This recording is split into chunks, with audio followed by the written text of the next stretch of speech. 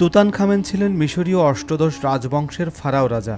তার আসল নাম তুতান খাতুন, যার অর্থ আতেনের জীবন্ত ছবি।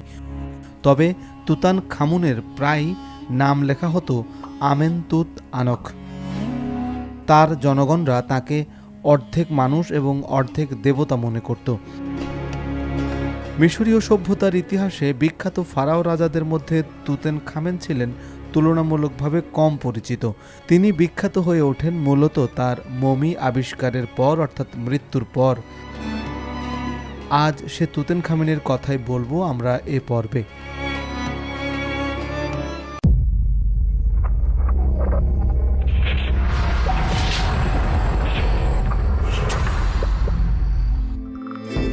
মিশরের সর্বকনিষ্ঠ রাজা তুতানখামেন ১৩০৫ খ্রিস্টপূর্বে জন্মগ্রহণ করেন। তার বাবাও ছিলেন মিশরীয় শাসক। বাবার মৃত্যুর পর ৯ বছর বয়সে সিংহাসনে বসেন তুতেন। মাত্র ১৯ বছর বয়সে তাঁরও মৃত্যু হয়। তৎকালীন ঐতিহ্য অনুযায়ী তাঁর মৃতদেহটিও মমি বানিয়ে রাশি রাশি পাথর চাপা দিয়ে পিরামিডের ভেতরে রাখা হয়। পৃথিবীর ইতিহাসে এখন পর্যন্ত যত মমি আবিষ্কৃত হয়েছে তার প্রায় প্রত্যেকটি চোর ডাকাতদের হাতে পড়েছিল, কিন্তু তুতানখামেনের সমাধিটি ছিল অক্ষত। ফলে মমির সঙ্গে থাকা বিপুল ধন সম্পদও অক্ষতই থেকে যায়। ১৮৮১ সালে হাওয়ার্ড কার্টার নামের একজন ইংরেজ প্রত্নতত্ত্ববিদ বছরের পর বছর অনুসন্ধান চালিয়ে এর সন্ধান পান, অর্থাৎ মমির সন্ধান পান। ১৯২২ সালের ৪ নভেম্বর ফারাও রাজা চতুর্থ রামেসিসের সমাধিতে প্রায় ১.৫ লক্ষ টন পাথর অপসারণের পর নিচে পাথর কেটে তৈরি করা একটি সিঁড়ির সন্ধান পেলেন। আরও খোঁড়াখুড়ির এক পর্যায়ে আরও প্রায় ১৫টি সিঁড়ি পার হয়ে প্রাচীন এবং সিল করা একটি দরজার সামনে এসে উপস্থিত হন হাওয়ার্ড কার্টারেরা। তুতানখামেন এখনও সবাইকে মুগ্ধ করে। তার কবর যে ঘরে পাওয়া গিয়েছে তার পাশের ঘরে, সেখানে তার বিপুল ধন সম্পদ রাখা ছিল। সেখানে তার কবর আটকানোর জন্য যে সিলমোহর ব্যবহার করা হয়েছিল সে সিলমোহর পাওয়া গিয়েছে এবং তার দরজার উপর হায়ারোগ্লিফিক্স লিপিতে লেখা ছিল তুতানখামেন। অনুসন্ধান অব্যাহত রেখে সে বছরের ২৬শে নভেম্বর অবশেষে তুতেনের মমির সন্ধান পান কার্টার। বহু চেষ্টার পর ১৯২৩ সালের ১৭ ফেব্রুয়ারি তারা দরজাটি ভাঙতে সক্ষম হন। এন্টি চেম্বারে পাওয়া গেল সোনার তৈরি বড় একটি কারুকাজ খচিত দৃষ্টিকাড়া বাক্স, যার ভেতর ছিল চারটি কফিন। এর মধ্যে হলুদ স্ফটিকমণির তৈরি একটি কফিনে পাওয়া যায় তুতানখামেনের মমিকৃত দেহাবশেষ। তাঁর মাথা এবং কাঁধ ঢাকা ছিল চমৎকার নকশাখচিত স্বর্ণের মুখোশে। এছাড়া কাকি কফিন এবং আশপাশের বিভিন্ন কক্ষে পাওয়া গেছে অসংখ্য বহু মূল্যবান সামগ্রী। সেসব মহামূল্যবান সামগ্রীর মধ্যে আরব্য রজনীর গল্পগাথার মতো হীরা, জহরত, মণি, মুক্তা তো ছিলই, তবে বেশিরভাগই ছিল স্বর্ণের, এবং এসব মহামূল্যবান সামগ্রীর প্রত্নতাত্ত্বিক মূল্য ছিল অনেক অনেক, যার সঠিক হিসেব ডলার কিংবা টাকার অঙ্কে সে সময় করা ছিল দুঃসাধ্য। তুতানখামেনের অর্থাৎ এই প্রাচীন মিশরীয় রাজার সমাধিক্ষেত্রে পাওয়া মহামূল্যবান সামগ্রী প্রদর্শনীর মাধ্যমে বিপুল অর্থ আয় করে থাকে মিশরের প্রত্নতত্ত্ব অধিদপ্তর আজও। ১৯৬১ সালে দেশটির প্রত্নতাত্ত্বিক স্থানগুলো বন্যায় ক্ষতিগ্রস্ত হলে এগুলো রক্ষায় বিপুল অর্থের প্রয়োজন হয়।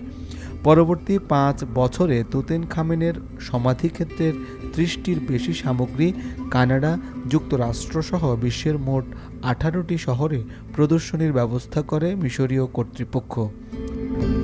১৯৮১ সাল পর্যন্ত এসব মহামূল্যবান সামগ্রী প্রদর্শনীর মাধ্যমে অর্জিত অর্থ ব্যয় করা হয় মিশরের প্রত্নতাত্ত্বিক স্থানগুলোর সংস্কারে।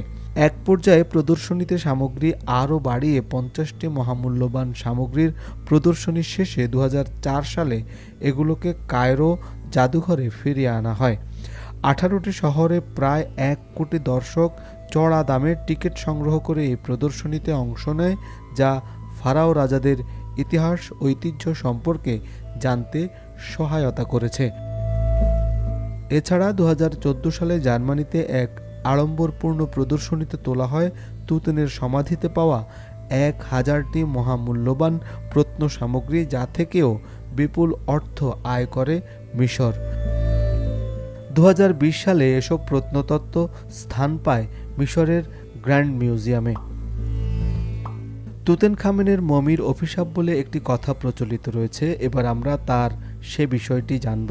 কি ছিল সেই মমির রহস্য কিংবা অভিশাপ?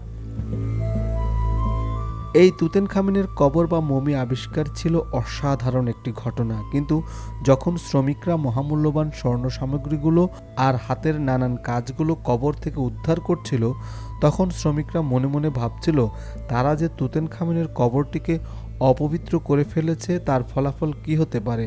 কারণ তাদের মতে তুতেনখামেন মানুষ যেমন তেমনি দেবতাও ছিলেন, তাই তার একটি অভিশাপ থাকতেই পারে। আর তা ভেবে তারা ভয়ে কুঁকড়ে যাচ্ছিল। তারা ভয় পাচ্ছিল কারণ তুতানখামেনকে শুধু রাজাই নয়, দেবতাও মনে করা হতো। তুতানখামেনের কবরে কাজের সময় হাওয়ার্ড কার্টারের সাথে কানারি ছিল। পরে হাওয়ার্ড কার্টার এবং কার্নামুন তুতানখামেনের কবরে ঢুকে উদ্ধারের এক পর্যায়ে শ্রমিকরা কানারিকে কবরের মধ্যে হঠাৎই মৃত দেখতে পায় এবং আঁতকে ওঠে। কবর খোঁড়ার এক পর্যায়ে এমন মৃতদেহ তাদেরকে অবাক করে দেয়, যদিও তারা একে ভালো দিক বলে মনে করেন, কারণ বলা হয়ে থাকে কানারি কোবরা সাপের কামড়ে মারা গিয়েছিল। কোবরা সাপ হচ্ছে ফেরাউনদের মুখোশের শিখরের প্রতীক, আর এমনটাই বিশ্বাস করত তারা। এখান থেকে শুরু হয় তুতানখামেনের অভিশাপের লোককথা, যদিও অন্যান্য বক্তব্যকারীরা এটিকে ফেরাউনের অভিশাপ অভিহিত করেছে বলে কথা ছড়ায়। এদিকে কাকতালীয়ভাবে কবরের কক্ষ খোলার 6 সপ্তাহ পর লর্ড কার্নাভানকে তার হোটেলের ঘরে মৃত অবস্থায় পাওয়া যায়। এমন মৃতের ঘটনা শুনে আবারও আঁতকে ওঠে সবাই, আর এতে ভয় পেয়ে যায় অনেকে বিশ্বাস করে থাকেন তুতেনখামেনের অভিশাপের। এতে করে অনেকের মনে দানা বাঁধতে থাকে যে তুতেনখামেনের কবর খুঁড়তে গিয়ে যে অভিশাপ তাদের লেগেছে তার ফলেই মৃত্যুর এমন ঘটনাগুলো ঘটছে। যারা কবর খোঁড়ার কাজে কোনো একভাবে জড়িত ছিল, আকস্মিকভাবে তাদের সবাই পরবর্তীতে একে একে মরতে শুরু করে। সবার মধ্যে কাজ করতে থাকে ভয়। অনেকেই মনে করতে থাকেন তুতেনখামেনের অভিশাপে সবাই মরতে শুরু করেছে। এতে ভয় পেয়ে যায় সকলেই। তারা ভাবেন তুতানখামেনের অভিশাপের জাদুতেই সবাই মারা যাচ্ছে। তাদের সে চিন্তা পরে পরিষ্কার হয় এক গবেষণায় দেখা যায় যখন তারা তুতানখামেনের কবরে ঢুকেছিল তখন 1000 বছর পুরনো জীবাণু যা অন্ধকারে ছিল তা আলো পেয়ে আবার জেগে ওঠে। অর্থাৎ সেই জীবাণুই আক্রমণ করে তুতেনখামেনের মমি উদ্ধারকারী সবাইকে। শ্রমিকরা সেজন্যই একে একে মৃত্যুর দিকে ঢলে পড়ে। এই তত্ত্ব ঠিক কিনা তা পরীক্ষা করার জন্য পৃথিবীর বিভিন্ন স্থান থেকে জীবাণুবিদরাও আসেন। এই ছিল তুতেনখামেনের অভিশাপের মূল কারণ। দর্শক, এরকম মজার এবং গুরুত্বপূর্ণ তথ্য জানতে আমাদের channel the truth Bangla subscribe করুন। আমাদেরকে মতামত দিন, আপনি কি জানতে চান সে বিষয়টিও কমেন্ট বক্সে মন্তব্য করুন, কারণ আপনার মন্তব্য থেকেই আমরা পরবর্তী ভিডিওটি বানানোর আগ্রহ পাব। দর্শক, আমাদের সাথেই থাকুন এবং আমাদেরকে সহযোগিতা করুন, নিশ্চয়ই আপনাকে আমরা পাশেই পাব।